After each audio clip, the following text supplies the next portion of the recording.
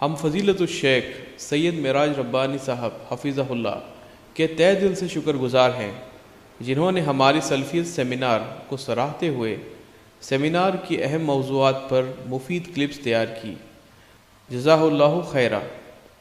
Seminar کی مزید معلومات کے لیے دیکھیں www.qsep.com۔ دوستو اور بھائیو،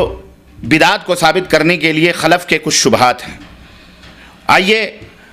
ان شبہات کو ہم سنتے ہیں اور ان کا حل تلاش کرتے ہیں۔ بدعات کی کئی قسمیں ہیں۔ ان میں سے کچھ بدعتیں ایسی ہیں جو شرکیہ بدعت کہلاتی ہیں، کچھ بدعتیں ایسی ہیں جو شرک کی طرف لے جاتی ہیں، اور ان میں بعض ایسی بدعتیں ہیں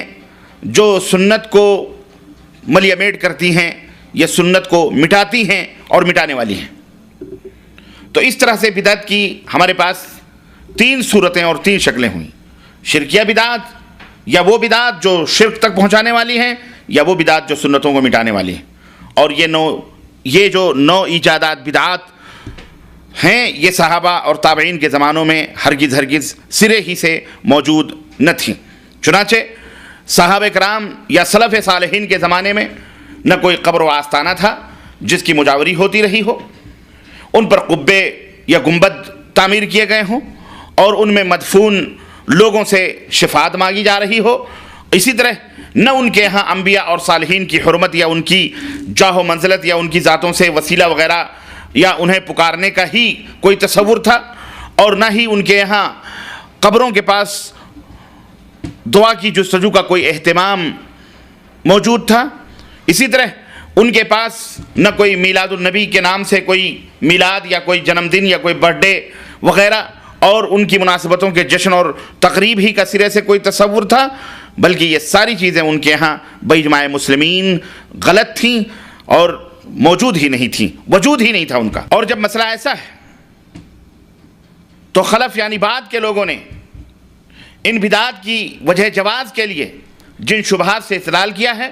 ان کی کچھ باتیں میں آپ حضرات کی خدمت میں رکھتا ہوں۔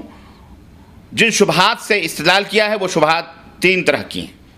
نمبر 1 شبہ، کچھ قرآنی آیات جن کے معانی کی تحریف کرتے ہوئے اور دور دراز کی کوڑی لا کر انہوں نے اپنے مقصد کے مطابق ان کی تعویل کرنا شروع کر لی، تو اس طرح سے اس شبہات کو انہوں نے ابھارا۔ نمبر 2، بعض احادیث، اور یہ احادیث 2 طرح کی۔ نمبر 1 صحیح احادیث جو ان کے فہم و مقصود کے خلاف ہیں، انہوں نے ان کے معانی اور سیاق اور سباق میں تحریف اور تغیر کر کے انہوں نے اپنے مقصد کو حاصل کر لیا۔ احادیث کی دوسری قسم جو حد درجہ ضعیف یعنی جھوٹی اور موضوع روایات تک ہیں، ایسی جھوٹی احادیث کی ان کے پاس بڑی کثرت سے وہ احادیث موجود ہیں اور انہیں وہ بیان کرتے ہیں اور مارے خوشی کے پھولے بھی نہیں سماتے۔ ان کی بنیاد پر ان کے مذہب کا یا ان کے عقیدے کا پورا گھروندہ رکھا ہوا ہے، مبالغے کا طوفان کھڑا کرتے ہیں اور بڑی محبتوں سے انہیں گنگناتے اور ان کی نشر و اشاعت لوگوں میں کرتے ہیں۔ اور تیسرا شبہ، قصے، کہانیاں اور خواب۔ آپ سب جانتے ہیں، کتابیں بھری پڑی ہیں قصے اور کہانیوں سے، فلاں روایت ہے، فلاں نے کہا ہے، فلاں نے خواب دیکھا، جنہیں وہ ایک دوسرے سے اس طرح بیان کرتے پھرتے ہیں کہ گویا کہ وہ شریعت کے مصادر ہیں۔ میرے عزیزو، وقت کی قلت کی مناسبت سے میں آپ کو مختصراً قرآنی آیات کی معنوی تحریف کی کچھ مثالیں آپ کی خدمت میں رکھنا چاہتا ہوں، اور میں سمجھتا ہوں ایک مثال اگر میں دوں تو آپ کے لیے سمجھنے کے لیے کافی ہے۔ ذات رسول صلی اللہ علیہ وسلم سے توسل کے جواز کی وکالت کرنے والے عرصے دراز سے سورہ بقرہ کی ایک آیت کو انہوں نے پکڑا ہوا ہے، اور وہ سورہ بقرہ کی آیت نمبر 98، اس آیت کریمہ کی وہ غلط تشریح کرتے ہیں، اور آج تک وہ کرتے رہے ہیں اور کر رہے ہیں، اور یہ کہتے رہے ہیں کہ رسول اللہ صلی اللہ علیہ وسلم کی بعثت سے قبل یہودی حق کی سربلندی کے لیے آخری زمانے میں آنے والے نبی کی ذات کے وسیلے سے دعا کیا کرتے تھے، تو جب یہودی کیا کرتے تھے تو ہم بھی کیا کریں گے، اور ہمارے لیے بھی یہ جائز ہے۔ اللہ تعالیٰ نے انہیں منع نہیں کیا، اللہ تبارک تعالیٰ نے اس وسیلے سے انہیں منع نہیں کیا۔ چنانچہ شیخ الاسلام ابن تیمیہ رحمۃ اللہ علیہ اپنی کتاب قاعدہ جلیلہ میں بیان فرماتے ہیں، لکھتے ہیں، اللہ رب العزت کے فرمان کی شرح میں فرماتے ہیں کہ اللہ رب العزت نے فرمایا وَكَانُوا مِن قَبْلُ يَسْتَفْتِحُونَ عَلَى الَّذِينَ كَفَرُوا، سورہ بقرہ آیت نمبر 98۔ حالانکہ پہلے یہ خود اس کے ذریعے کافروں پر فتح چاہتے تھے، یہودی اسے پہلے کافروں پر فتح چاہتے تھے۔ تو یہ یہودی جو تھے مشرکین سے کہتے تھے